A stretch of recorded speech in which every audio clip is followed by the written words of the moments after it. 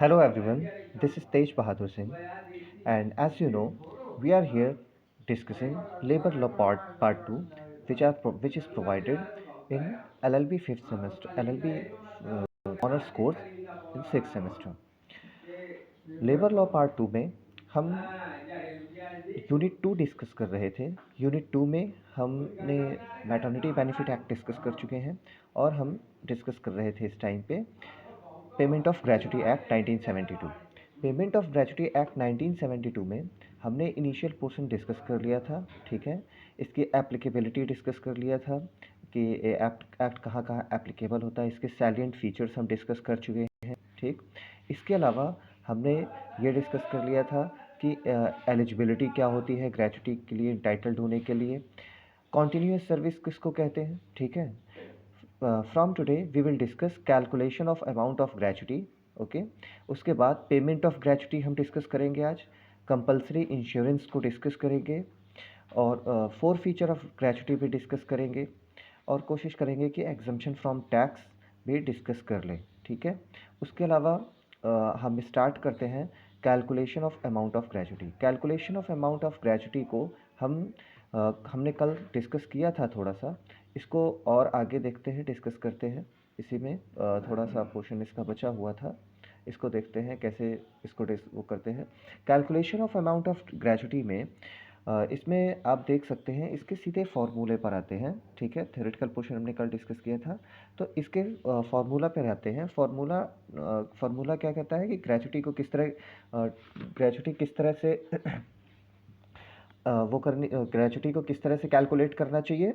Gratuity equal to last drawn salary, मतलब कि जिस ईयर की ग्रेजुटी निकालनी है उस ईयर के लास्ट में जो सबसे लास्ट में जो सैलरी निकाली गई है वो उस अमाउंट की बात यहाँ पर की जा रही है, ठीक है। वो अमाउंट इंटू 15/26। देखिए 15/26 यहाँ पर क्या है, जो 26 डेज है, मतलब कि यहाँ जो महीने के हिसाब से अगर बात करें तो 26 डेज को माना जाता है। महीने के 26 डेज को माना जाता है।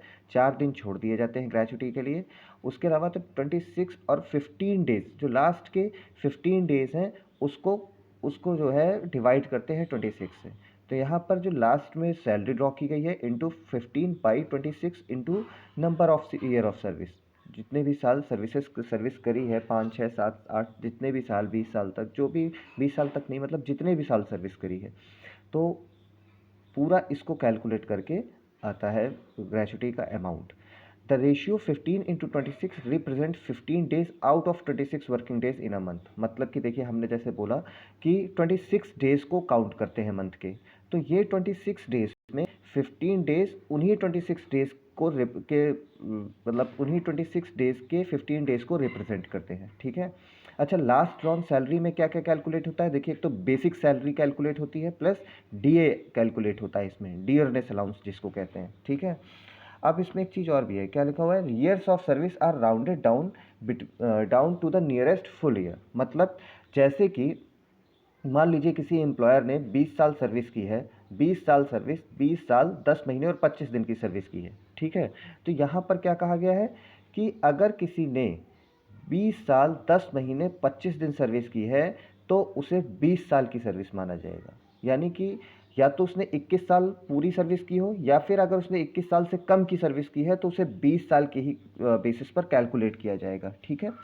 इसके अलावा इसमें और भी चीज़ देखते हैं। In the case of piece rated employee or a person who works on commission daily wages shall be computed. मतलब कि अगर कोई पीस रेटेड एम्प्लॉय है, देखिए पीस रेटेड एम्प्लॉय क्या होता है इसको समझने की कोशिश करते हैं।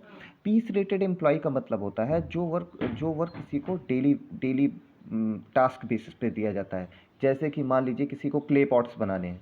अब क्ले पॉट्स बनाने पर उससे ये कहा जाता है कि आप इसके जितने पीसेस आज बना दोगे उसी बेसिस पर आपको वेज मिलेगा, ठीक है। इसके देखिए इसमें दूसरा क्या है, और a person who works on a commission. Commission और पीस रेटेड एम्प्लॉय का लगभग एक तरीके का काम होता है, काम का नेचर डिफरेंट होता है, लेकिन जो उनको वेजेस मिलती हैं वो लगभग एक ही तरीके से मिलती हैं। कैसे, पीस रेटेड एम्प्लॉय का मतलब उसने पर डे जितना काम किया उतना उसको पैसा मिलेगा, ठीक है। काम के क्वांटिटी के या क्वालिटी के बेसिस पर पैसा मिलता है। यही चीज़ कमीशन जिसका कमीशन के बेसिस पर जो एम्प्लॉय होता है उसके साथ भी होता है कि वो जितना ज़्यादा काम करता है, जो उसको काम दिया जाता है उतना ही उसको कमीशन मिलता है, ठीक है। तो ऐसे एम्प्लॉय का डेली वेज काउंट किया जाएगा। ऐसा नहीं है कि इनका लास्ट वेज है या ऐसा कुछ नहीं इनका, क्योंकि देखिए इनका जो वेरिएट करती है इनकी जो वेज है, उनकी वेजेस वेरिएट करने की वजह से इनका डेली वेजेस पर काउंट किया जाएगा, ठीक है। क्योंकि इनकी फिक्स्ड वेजेस नहीं है, तो ऐसा नहीं है कि लास्ट 15 डेज़ का हो सकता है 15 डेज़ से पहले या 26 डेज़ से पहले इन्होंने जो है इनको ज़्यादा वेज मिली हो, ये भी तो हो सकता है। तो उस चीज़ को क्लियर करने के लिए इनका daily wage piece rated employee और जो एम्प्लॉयज़ हैं जो कमीशन पर काम करते हैं उनका डेली के बेसिस पर दिया जाता है। For the purpose of computing the gratuity payable to an employee who is employed after his disablement on reduced wages his wages. ये देखिए इसको एक सिंपल टर्म में समझते हैं, लैंग्वेज में नहीं जाते इसकी। इसका मतलब बस ये है कि मान लीजिए कोई एम्प्लॉय है, उस एम्प्लॉय को मान लीजिए आज की डेट में 15,000 मिलते हैं, ठीक है, पर मंथ सैलरी उसकी है 15,000 मिल रहे हैं। लेकिन मान लीजिए उसका एक्सीडेंट हो गया और वो डिसेबल हो गया, उसकी वर्किंग कैपेसिटी रिड्यूस हो गई। वर्किंग कैपेसिटी रिड्यूस होने की वजह से उसको जब दोबारा मतलब जब वो ठीक हो गया और फिर जब उसका दोबारा रीअपॉइंट किया गया या री एम्प्लॉय किया गया एम्प्लॉयर के थ्रू, तो उसकी सैलरी 10,000 कर दी गई। 10,000 क्यों कर दी गई? क्योंकि 10,000 में क्योंकि उसकी वर्किंग कैपेसिटी रिड्यूस हो गई है, इसलिए एम्प्लॉयर ने उसकी सैलरी कम कर दी, ठीक है, क्योंकि अब वो उतना काम नहीं कर सकता। नाउ द क्वेश्चन इज कि अब कैसे उसका ग्रेच्युटी कैलकुलेट होगा। तो यहाँ पर ये बात कही गई है इस एक्ट में कि उसकी ग्रेच्युटी फिर कैलकुलेट करने का तरीका ये होगा कि जब तक उसको 15,000 मिल रहा था, ठीक है, तब तक की ग्रेच्युटी अलग से काउंट होगी, और जब से उसको 10,000 मिलना शुरू हुआ है और जब तक 10,000 मिला है तब तक की ग्रेच्युटी अलग काउंट होगी और उनको ऐड कर दिया जाएगा आपस में। यानी कि ऐसा नहीं है कि लास्ट ड्रॉन सैलरी तो उसकी 10,000 होगी, तो इस तरीके से देखा जाए तो उसका जो 15,000 मिल रही थी उसको नुकसान हो जाएगा, ठीक ठाक है ना। इसलिए 15,000 जब तक मिल रहा था, यानी कि री एम्प्लॉयमेंट से पहले का जो अमाउंट से मिल रहा था उसकी ग्रेच्युटी अलग निकाली जाएगी, और री एम्प्लॉयमेंट के बाद जो उसको वेजेस मिल रही हैं उसकी ग्रेच्युटी अलग से निकाली जाएगी और उन दोनों को ऐड किया जाएगा, ठीक है। इसके बाद हम देखते हैं पेमेंट ऑफ ग्रेच्युटी। पेमेंट कैसे ग्रेच्युटी का होगा? द एम्प्लॉयर, अब ये तरीका है कि पेमेंट कब होगा ग्रेच्युटी का, ठीक है, और कैसे होगा। इसको क्या कहते हैं कि जो एम्प्लॉयर है वो ग्रेच्युटी को 30 दिन के अंदर, मतलब कि जब वो पेबल होती है, जब भी ग्रेच्युटी एक्टिव होती है उसके 30 दिन के अंदर एम्प्लॉयर जो है ग्रेच्युटी का अमाउंट एम्प्लॉय को पे करेगा। अब वो एक्टिव कब होती है? एक्टिव होती है from the day the person retires of his employment is terminated to the person to whom the gratuity is awarded. मतलब कि जब एम्प्लॉय रिटायर होता है या उसकी एम्प्लॉयमेंट टर्मिनेट होती है किसी भी तरीके से, तो वो उसको ग्रेच्युटी अवार्ड की जाती है। मतलब कि उसी दिन से वो एक्टिव हो जाती है। जिस दिन से उसकी सर्विस खत्म होती है, उसका एम्प्लॉयमेंट खत्म होता है, उसी दिन से वो ग्रेच्युटी के लिए इंटाइटल्ड हो जाता है, और उसके 30 दिन के अंदर उसको वो ग्रेच्युटी मिलना चाहिए, ठीक है, ये बात यहाँ कही गई है।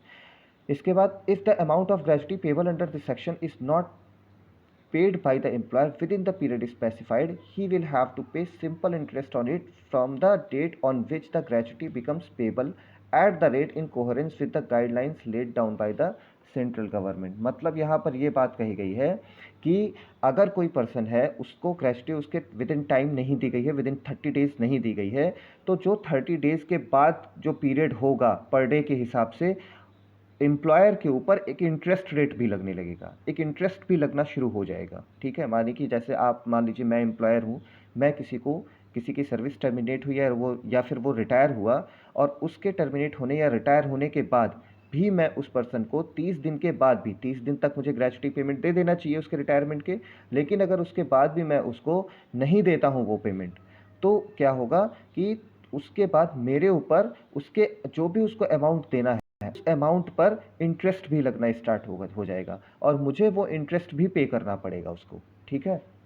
इंटरेस्ट कितना होगा वो सेंट्रल गवर्नमेंट डिसाइड करेगी, ठीक है। इसके बाद gratuity can be paid in cash. Gratuity कई तरीक़ों से दी जा सकती है, कैश के थ्रू दी जा सकती है, डिमांड ड्राफ्ट के थ्रू दी जा सकती है, बैंक चेक के थ्रू दी जा सकती है, ठीक है।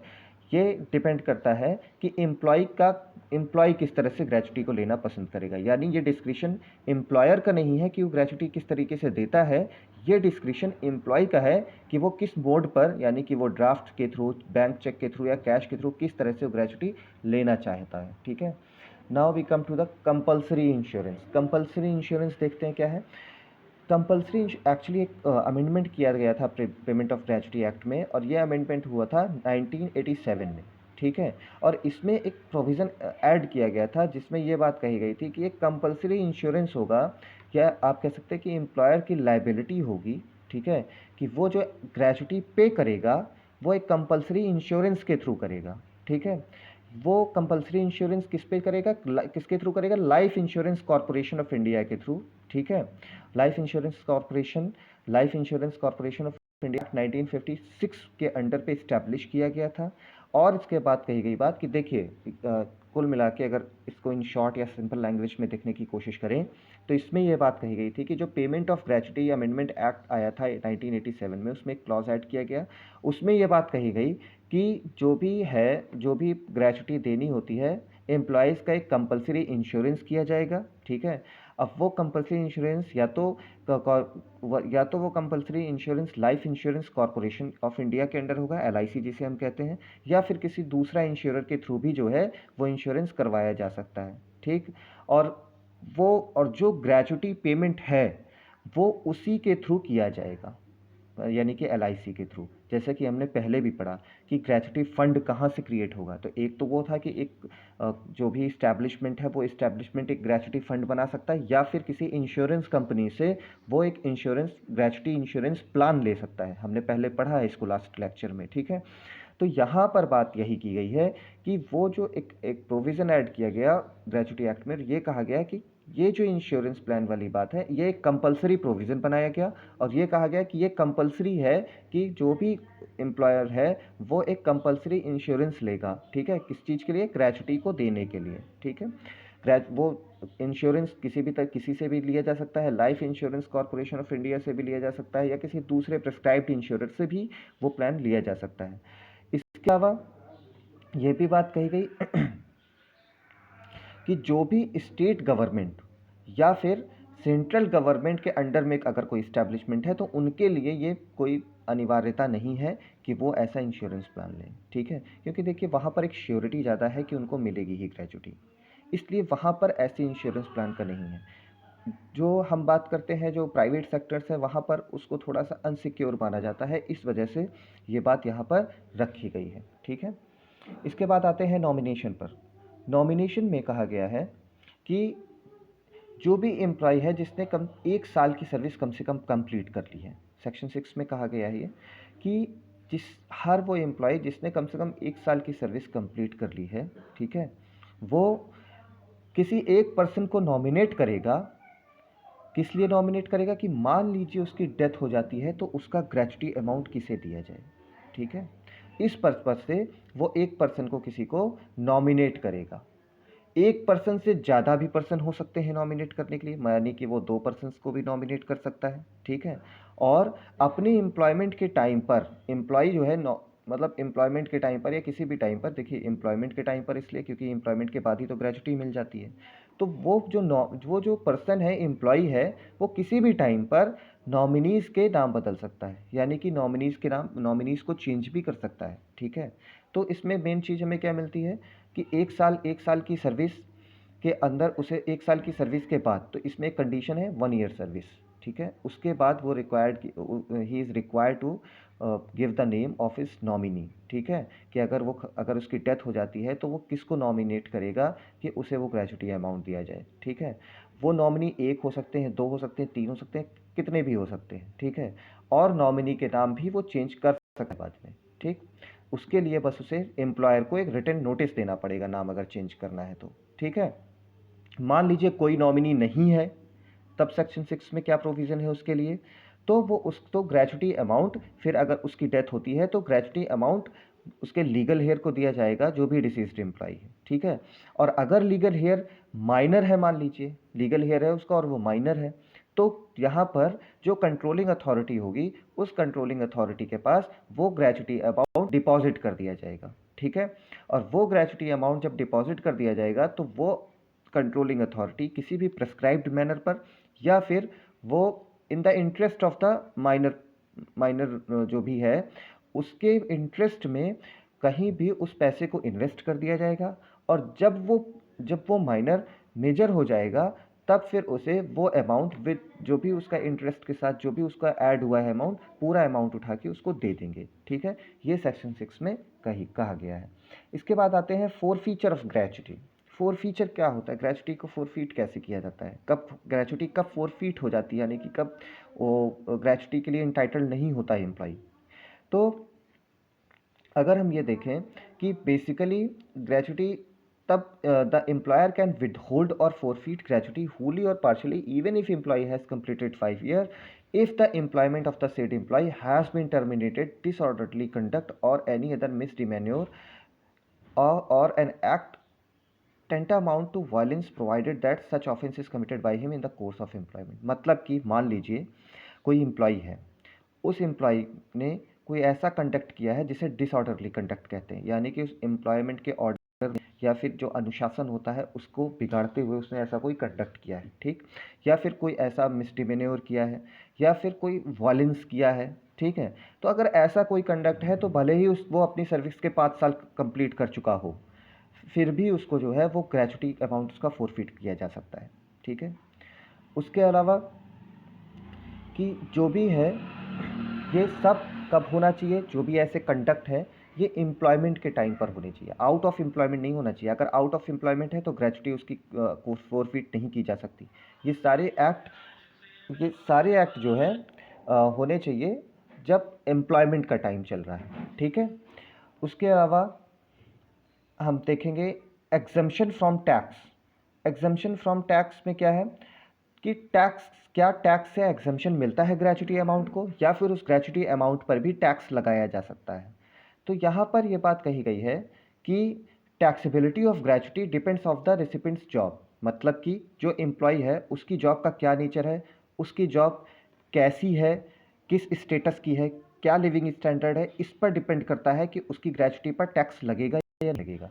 अगर गवर्नमेंट एम्प्लॉय है तो टैक्स ग्रेच्युटी पर नहीं लगता। ठीक है, लेकिन अगर प्राइवेट सेक्टर का एम्प्लॉय है तो 10 लाख से नीचे का अगर अमाउंट है, ठीक है, 10 लाख तक का अमाउंट मान लीजिए, 10 लाख तक के अमाउंट पर टैक्स नहीं लगता है, यानी कि गवर्नमेंट एम्प्लॉय की ग्रेच्युटी अमाउंट पर टैक्स नहीं ही लगेगा, और प्राइवेट सेक्टर का एम्प्लॉय अगर 10 लाख से नीचे की ग्रेच्युटी उसको मिली हुई है तो उस पर टैक्स नहीं लगेगा। ठीक है, उसके या फिर 15 डेज सैलरी हर जो है कंप्लीटेड ईयर्स की पे उस पर सैलरी नहीं लगेगा। इसके अलावा if a person has received gratuity before if a person has received gratuity before and if any exemption was allowed for the same, then the exemption to be allowed during the retirement year gets reduced to extent of exemption already allowed, subject to the overall limit of 10 lakh. मतलब वही बात कही गई है कि अगर किसी person को पहले ग्रेच्युटी मिल चुकी है, ठीक है, और उसे एग्जम्पशन अलाउड है, ठीक है, तो उसको जो एग्जम्पशन अलाउ किया गया है रिटायरमेंट के टाइम पर, ठीक है, वो जो पहले से ही अलाउ कर दिया गया है तो उस पर बाद में टैक्स नहीं लगाया जाएगा। बस इतनी सी बात इसमें कही गई है। ठीक, अब इसके बाद अगर हम देखें इसमें the portion is time limit for making payment of gratuity. ठीक है, इसको हम देखेंगे नेक्स्ट क्लास में। ओके, सो अभी या फिर देख लेते हैं for feature of gratuity, exemption from tax and time limit for making payment of gratuity amount. Let's see it. Okay, इसमें देखते हैं first point says a person can himself or via authorised person send an application to the employer for payment of desired gratuity. मतलब देखिए यहाँ पर ये procedure दिया हुआ है कि किस प्रोसीजर के थ्रू उसको ग्रेच्युटी मिलेगी। तो जो पर्सन है जिसको भी ग्रेच्युटी चाहिए वो पर्सन या तो खुद से या फिर किसी ऑथराइज्ड पर्सन के थ्रू जिसको वो ऑथराइज करे एक एप्लीकेशन भेजेगा एम्प्लॉयर को कि उसे जो ग्रेच्युटी मिलनी है वो दी जाए।